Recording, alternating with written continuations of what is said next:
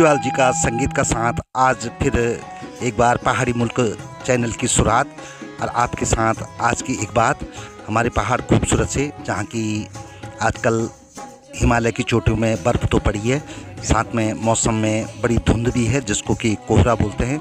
सुबह से ही लग जा रहा है और एकदम शीत लहरें भी चल रही। पत्थरों पे गिरी ये ओस ये बता रही है कि कितनी ज़्यादा ठंड पड़ी हुई है, लेकिन फिर भी मौसम बड़ा सुहाना हो रखा है। सुबह शाम भले ही बहुत ज़्यादा सर्दी लग रही हो, लेकिन दिन में सूर्य अगर निकल जा रहे हैं तो बड़ी तपन महसूस हो रही है। खूबसूरत से पहाड़ों में लोग भी अपने काम धाम पे लगे हैं, लेकिन आज आपके साथ बात करते हैं कुछ ऐसे खाद्य पदार्थों में से एक की, जिसको कि सर्दियों के सीज़न में बहुत अधिक मात्रा में हमारे पहाड़ों में खाया जाता है। और इसकी पूरी विधि भी मैं आपको इस वीडियो में बताता हूँ। आप बने रहना हमारे साथ और ज़रूर देखते रहना कि पहाड़ों की कुछ चीज़ें प्लान के साथ गायब होती जा रही हैं। कुछ वनस्पतियाँ ऐसी हैं जो हमारे स्वास्थ्य के लिए बहुत ही लाभप्रद हैं, लेकिन धीरे धीरे वो भी लुप्त हो जा रही हैं, क्योंकि नई पीढ़ी जो बाहर रहती है वो इसको बिल्कुल भूल चुकी है। हम गैत की बात कर रहे हैं, गथुनी भी बोलते हैं, डुबुक बोलते हैं कुमाऊनी में, और फगरुनी बोलते हैं, फाणु बोलते हैं। ये फाणु के बीज जिसको कि हम पानी में धो देते हैं, कम से कम 3-4 घंटे तक इसको अगर भिगा के रखें तो एकदम नरम हो जाते हैं। और भिगाने को रखने के बाद सीधा हम चले जाते हैं अपने खेत खलिहानों की तरफ, और अगर वहाँ पे हमको ये हरी घास मिल जाती है जिसको कि बिच्छू घास भी बोलते हैं, कंडाली भी बोलते हैं, तो हमारे कुमाऊं क्षेत्र में इसको सिसुण बोलते हैं। इस सिसुण को बड़े करीने से काटा जाता है, जो कि कोमल कोमल से इसके डंठल और पत्तियां होती हैं, जो कि आजकल नया स्वरूप ले रही हैं। बरसात होने से इसमें एक नई छटा आ गई है। और इस सिसुण को काट के बड़ी सावधानी से, क्योंकि हाथ पे लगेगी तो बड़ी झमझमाहट सी होती है, लगभग 24 घंटे तक रहती है। और दवाई इसकी एक ही है, वो आप सब जानते हैं। अगर नहीं जानते हैं तो ज़रूर कमेंट बॉक्स में आप मेरे को पूछ सकते हैं, तो मैं इसकी जो झंझनाहट होती है उसको ठीक करने की दवाई आपको बता देता हूँ। सिसुण के बड़े गुण हैं, ये ह्यूमिडिटी पावर तो बढ़ाता ही है, साथ में गर्म ये पौधा है जो कि इसकी सब्ज़ी बनाकर खाएं तो गर्मी महसूस होती है। और जो हमारे फालिज के जो मरीज होते हैं, लकवा जिसको बोलते हैं, उनको हो जाता है, तो इसको अगर झप से उस जगह में लगा जाए तो कहीं ना कहीं स्नायु तंत्र जो होते हैं, जो नसें होती हैं, वो झंझनाहट के कारण खुल जाती हैं, ऐसे बोलते हैं। कई लोगों पे इसका उपयोग भी किया जाता है दवाई के तौर पे, और बच्चों की भी ये बहुत बढ़िया दवाई है। अगर ज़्यादा बच्चे शरारत कर रहे हैं तो आप हल्की सी एक झपकी लगा दो तो वो शांत भी हो जाएंगे, झंझनाहट भी बनी रहेगी और शरारत दोबारा भी नहीं करेंगे। ये भी बोलते हैं कि ये बच्चों की औषधि भी है। अगर इस कंडाली के मोटे डंठल हो गए तो उसकी जो छाल है उसको पानी में भिगा करके और उसके बाद उसको अलग किया जाता है, लकड़ी जलाने के काम आ जाती है। तो जो रस्सियाँ होती हैं वो बड़ी मजबूत इसकी समझी जाती हैं, जो कि गाय बच्ची बांधने के लिए या आप अपने पलंग को छाने के लिए भी इसको उपयोग में ला सकते हैं। लेकिन विशेषकर खाने के लिए इसका बहुत ज़्यादा उपयोग हमारे पहाड़ों की तरफ किया जाता है। इसको लाने के बाद आप पानी में खूब इसको धो दीजिए अच्छे से, क्योंकि कहीं ना कहीं कुछ न कुछ मिट्टी या कीट पतंग इसमें रह जाते हैं। इसका ध्यान रखना बहुत ज़रूरी है। खूब पानी इसमें डाल के और इसको अच्छे से दबा दिया, जैसे कि ये कर रहे हैं, अभी दबा रहे हैं उसको एकदम पानी से, ताकि पानी इसके हर पत्ते में, हर कण कण में पहुंच जाए और ये एकदम साफ़ हो जाए, हाइजेनिक हो जाए जिसको बोलते हैं। कई कीटाणु छोटे होते हैं जो पानी में बह जाते हैं, और यही प्रयोग यहाँ पे ये किया जा रहा है कि कंडाली को एकदम साफ़ सुथरा करके धो देना चाहिए। उसके बाद जो गैत हमने भिगाने के लिए रखे थे उनको हम सिलबट्टा में रखते हैं और उसको पीसना शुरू करते हैं। सिलबट्टे का भी रिवाज लगभग ख़त्म हो गया, जब से हमारे गांव घरों में चक्कियां लगी हैं या मसाला पीसने की मशीनें लगी हैं, तो लोगों ने ये जो सिलबट्टा है इसको लगभग छोड़ दिया है। शहरों में तो बहुत कम देखने को मिलता है, लेकिन पहाड़ भी अब शहरों की तर्ज पे चलने लगे हैं। सिलबट्टा बहुत कम घरों में दिखाई देता है, सब बाज़ार से ही मसाला ख़रीद के लाते हैं और उसी मसाले को मसालदानी में रख कर के मनचाहे ढंग से उपयोग करते हैं। लेकिन आपसे अनुरोध है कि आप ज़रूर सिलबट्टे का उपयोग करें। इससे पिसा हुआ जो नमक होता है वो बहुत बढ़िया होता है। और जैसे कि आप देख रहे हैं यहाँ पे ये भीगे हुए गहत को बड़े करीने से और एकदम बारीक पीसा जा रहा है। काफ़ी बारीक इसको कर देते हैं। सिलबट्टे में लोग मिक्सी का उपयोग भी करते हैं और आप चाहें तो मिक्सी का उपयोग भी कर सकते हैं। लेकिन जो आनंद सिलबट्टा में पिसे हुए गहत का आता है वो और किसी चीज़ में नहीं आता, ये बात भी पक्की है। तो अपनी धरोहरों को संभाल के रखना भी हमारी जिम्मेदारी बनती है और बिल्कुल हमको पारंपरिक चीज़ों का इस्तेमाल भी ज़रूर करना चाहिए। भले ही हम कितने ही आधुनिक हो जाएं या मॉडर्न हो जाएं, अपनी परंपराओं को या जो अपने खाद्य पदार्थ हैं या रीति रिवाज हैं इसको नहीं भूलना चाहिए। आप देख रहे हैं यहाँ पे ये गहत बारीक करके पीस दिए और एक कटोरी में इनको रख दिया। इसको आप उतना भिगा सकते हैं कि जितना आपको आइडिया है कि 5 आदमियों के लिए बनाना है या 2 आदमियों के लिए या 4 आदमियों के लिए या 10 आदमियों के लिए। ये क्वांटिटी पे डिपेंड करता है कि आपके खाने वाले सदस्य कितने हैं जिनके लिए आप ये गथुनी बनाना चाहते हैं। गहत को बारीक पीसना एक बड़ा ही अच्छा और सुंदर सा कार्य भी है। स्वादिष्ट भी ये होते हैं और बढ़िया रहता है। कहीं ना कहीं इसमें कुछ कण जो हैं इस पत्थर के भी जाते हैं जो कि स्वास्थ्य के लिए लाभदायक समझे जाते हैं। कैल्शियम की मात्रा बढ़ जाती है ऐसा बोलते हैं। बड़ी सावधानी से और फिर ये कटोरी में रख करके आप इस पेस्ट को संभाल के रख दीजिए थोड़ी देर के लिए। उसके बाद अगर आप गांव में हैं तो ज़रूर साग सगोड़ी अपनी लगाइए और सगोड़ी में से जो धनिया है या लहसुन है इसको आप ले सकते हैं। जैसे कि यहाँ पे ये मैडम जी ले रही हैं अपनी ही सगोड़ी से ये लहसुन और धनिया ले रही हैं और बाकी हल्दी मिर्च नमक जो घर का ही है वो अंदर पड़ा हुआ है। खाली नमक को ख़रीदना ही सबसे बेहतर है। और उसके बाद हल्दी मिर्च नमक जो है एकदम घरेलू मसाले जिसको बोलते हैं हम, धनिया लहसुन और हरी मिर्च आप फिर एक बार सिलबट्टा में बारीक पीस करके रख सकते हैं। सिलबट्टा बहुत उपयोगी चीज़ है और हमारी गृहिणियों को बिल्कुल इसका उपयोग करना चाहिए क्योंकि बजाय मशीन में पिसे हुए मसाले के अपने घर के मसाले बड़े अच्छे होते हैं और स्वादिष्ट भी होते हैं। जैसे कि यहाँ पे देखो मैं आपको बता देता हूँ, ये भी पिसा हुआ ही नमक बाज़ार से लाए हैं।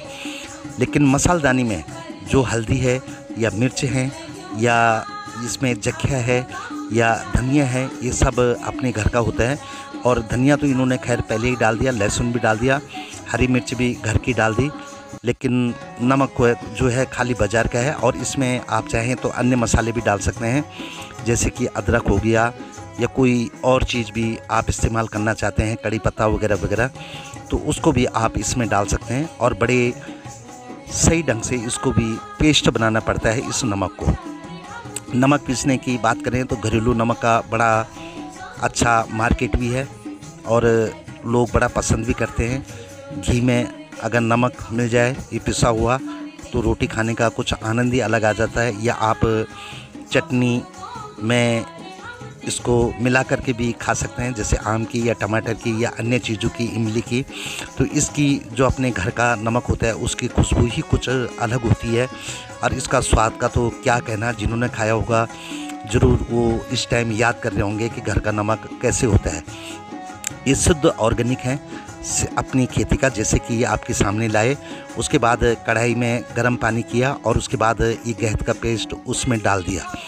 पेस्ट डालने के बाद आप इसमें नमक भी डाल दीजिए जो आपने पीसा था और अच्छे से इसको मिलाने के लिए रख दीजिए क्योंकि पानी के साथ जैसे ही हम पिसे हुए गहत को डालते हैं, पेस्ट को डालते हैं, तो इसमें बहुत ज़्यादा एक गाज हो जाता है, उमाल सा आता है जैसे कि आप देख रहे हैं। और उसके बाद चूल्हे की लकड़ी, चूल्हे की बात करूं तो चूल्हे का खाना बड़ा मीठा होता ही है, इसमें कोई दोहराई नहीं, स्वादिष्ट भी होती है। चूल्हे की जली रोटियां या बनी रोटियां बड़ी स्वादिष्ट होती हैं या खाना बड़ा स्वादिष्ट होता है। तो आप अगर ये टुबक या फगरोनी कढ़ाई में बनाए तो बहुत बढ़िया है। यहाँ पे इन मैडम जी ने स्टील की कढ़ाई का इस्तेमाल किया है, लेकिन अगर लोहे की कढ़ाई रहे तो बहुत बढ़िया रहता है। उसके बाद आप इसको हिलाना शुरू कर देते हैं धीरे धीरे, ताकि ये गाज जो बन रहा है ऊपर गैस का, ये उबाल बन कर के कहीं नीचे न गिर जाए। इस बात का बड़ा ध्यान रखना पड़ता है, जैसे कि ये यहाँ पे रख रहे हैं। और साथ ही चूल्हे की आग का भी ध्यान रखना पड़ता है, कम ज़्यादा। वो तो खैर लकड़ियों पे डिपेंड करता है। और लकड़ियों की बात बताता हूँ, अगर आप चूल्हा जलाते हैं तो काफ़ी हद तक आपका गैस का खर्चा भी कम हो जाता है, और साथ में घर के नज़दीक की झाड़ियाँ भी कम हो जाती हैं। झाड़ियाँ कम होएगी तो आपके इधर साफ़ सफाई बनी रहेगी और जंगली जानवरों का आना कम हो जाएगा। गैस कोई बुरी बात नहीं है, लेकिन इसका इमरजेंसी में इस्तेमाल हमारे पहाड़ों में हो तो गांव घर के नज़दीक जो झाड़ जंकड़ होते हैं वो साफ़ हो जाएंगे। उसके बाद जैसे उमाल आनी शुरू हो जाएगी, उबलना शुरू हो जाएगा, उसके बाद आप इस कंडाली को इस तरह से इसमें डाल देते हैं उबालने के लिए। जैसे कि मैडम जी ने यहाँ पे डाला ये कढ़ाई में, और पूरा ये जो है इसमें मिक्स कर देना है। अब इसमें कितनी चीज़ें आ गई आप ध्यान रखिए। गर्म पानी आपने किया, उसके बाद आपने गहत का पेस्ट डाला, उसके बाद आपने घर का नमक मिर्च पीस करके डाला, लहसुन वगैरह जो भी था मसाला घर का, और उसके बाद इसके साथ ये कंडाली को डाल दिया है। उबल करके ये कंडाली इसमें एकदम पेस्ट की तरह मिल जाती है, जैसे कि ये कोशिश हो रही है। उसके बाद एक बार फिर इन्होंने देखा, आपने अग्नि को बढ़ाना शुरू कर दिया चूल्हे के अंदर, ताकि ये शीघ्रता से उबल सके। हल्का हल्का उबाल ये लेना शुरू कर दिए, लेकिन पत्ते अभी भी हरे ऊपर दिखाई दे रहे हैं आपको। इसको आपको बड़े अच्छे ढंग से उबालना होता है मिक्स करके, जैसे कि ये यहाँ पे कोशिश कर रहे हैं। और जब ये अच्छे से मिक्स हो जाए तो खाली इसके डंठल इतने कोमल हो जाते हैं कि आपको क्या बताऊं, वो मैं आपके आगे बताता हूं कितने कोमल ये होते हैं। लेकिन ये उबाल का ध्यान रखना ज़रूरी है। ये कंडाली में जो कि अगर जिंदी कंडाली रह गई तो ये आपके मुंह पे झंझनाहट पैदा कर सकती है। इसको बड़े अच्छे ढंग से उबालना, और वो भी इस पेस्ट के साथ, बहुत ज़रूरी है।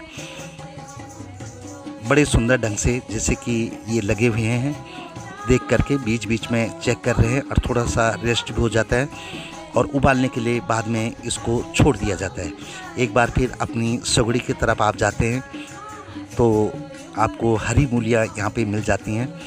आप इसमें गाजर भी बो सकते हैं, हरी मूली, या जो भी आपने अपने किचन गार्डन में लगाना है वो लगा सकते हैं। लेकिन हमने यहाँ पे मूलियाँ, मेथी, राई जैसे हरी सब्जियाँ ही लगा रखी हैं, और प्याज लगा रखे हैं, लहसुन और धनिया तो खैर है ही। उसके बाद ये यहाँ पे ढूंढ रही हैं कि कौन सी बेहतर मूली है जिसको कि लाया जा सके, और ये पूरी सगड़ी को छान मार रही हैं और चेक भी कर रही हैं साथ में कि कौन सी बड़ी और लंबी मूली होगी जिसका कि सलाद बनाया जा सके इस गतौनी के साथ या डुबुक के साथ। और ये 2 मूलियाँ इनको मिल गई, इनफ हो गया, क्योंकि घर में खाने वाले 2 ही हैं। लेकिन आपके घर में अगर ज़्यादा लोग हैं तो आप ज़्यादा ले सकते हैं इसको।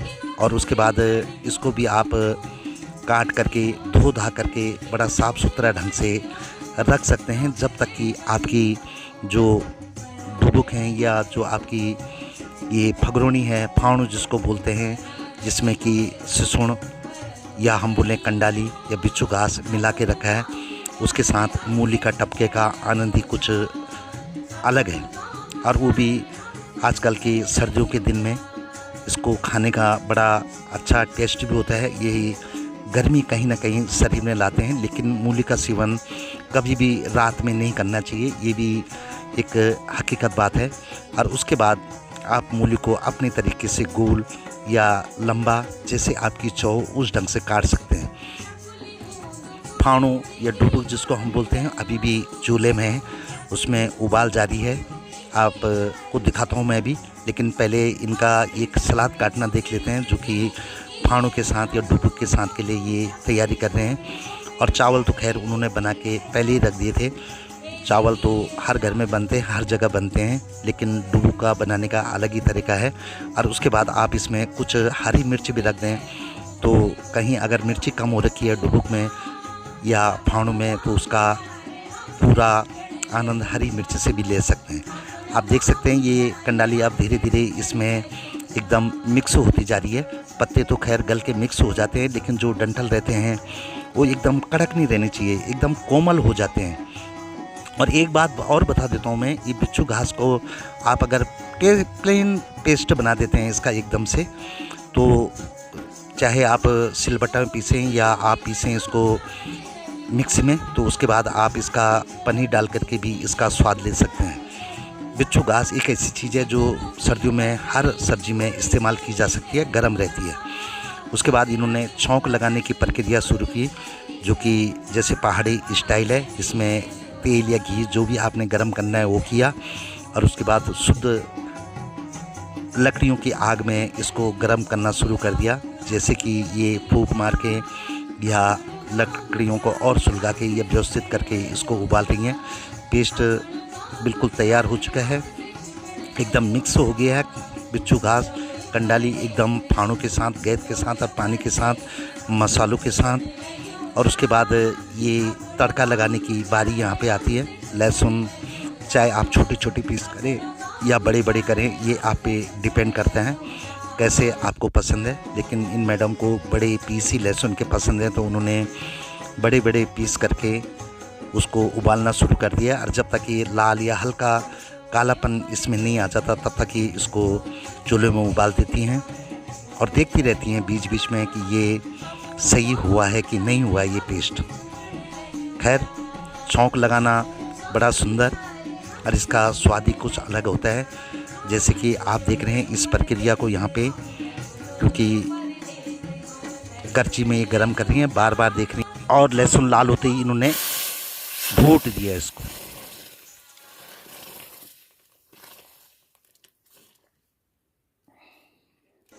भूटने की खुशबू अगर सारे गांव में न पहुंचे तो मज़ा ही नहीं आता। शानदार ये छौंक लगाई और आप देख सकते हैं एक बार आपका फाड़ू तैयार। ये पेस्ट भी इसमें मिल गया बिच्छू घास, और उसके बाद सुंदर सी थाली ये सज गई है, चाहे सलाद की बोलो या भात और फाड़ू की बोलो, डुबुक की बोलो। और खूबसूरत ढंग से आप बैठ करके धीरे धीरे इसका आनंद ले सकते हैं। जैसे कि इन्होंने यहाँ पे अपने लिए भोजन लगा दिया, तपती सूर्य की गर्मी और उसके साथ फाड़ू और भात का आनंद, सूर्य की रोशनी, बड़ा मज़ेदार। और उसके बाद ये कंडाली का जो सेवन है वो बड़ा अच्छा लगता है। हमारे गांव में इसको इस ढंग से खाते हैं जैसे कि इन्होंने अपने मुंह में डाला। बड़ा सुंदर ये भात और फाड़ू, सर्दियों का मौसम और गरम ये भोजन फाड़ू जैसे कि आप देख रहे हैं। और ज़रूर आप भी इसको बनाना, क्योंकि ये बड़ा गर्म होता है सर्दी में। और मैंने भी इसको ट्राई किया क्योंकि ये मेरी वाइफ ने ही बनाया हुआ है। तो इसके जो ढीक हैं, जो मैंने बोला था ना डंठल कोमल कोमल से होनी चाहिए, इन डंठल को कोमल जो हो जाते हैं सर्दी के मौसम में खाने का आनंद ही कुछ है। कुछ बातें और भी, लेकिन ब्रेक के बाद। पहाड़ हो या मैदान, शहर हो या गांव, जहां भी आपको जाना है, भारद्वाज टूर्स एंड ट्रैवल को ज़रूर याद कीजिए, जो कि स्नान परसोली में है। बहुत अच्छी गाड़ी, बहुत अच्छा ड्राइवर, बहुत अच्छी बैठने की सुविधा, बहुत अच्छा कैरियर। तो ज़रूर एक बार सेवा का मौका दें। भारद्वाज टूर्स एंड ट्रैवल स्नान। ये कंडाली है जो आप देख रहे हैं, बड़े करीने से इसको काटना पड़ता है और उसके बाद आप इसका पेस्ट बना करके, चाहे आप फाड़ों में डालें, डुबुक में डालें, गंजुड़ पकाएं या हरी भाजी बनाएं, और इसके साथ सूखी मिर्च अगर हो जाए तो उसका आनंद ही कुछ और है। ये हमारी पहाड़ों का एक गर्म खाद्य पदार्थ है, तो ज़रूर जो ह्यूमिनिटी बढ़ाता है, इस पदार्थ को आप भी खाने की कोशिश करना। देखने के लिए धन्यवाद। कमेंट ज़रूर लिखें।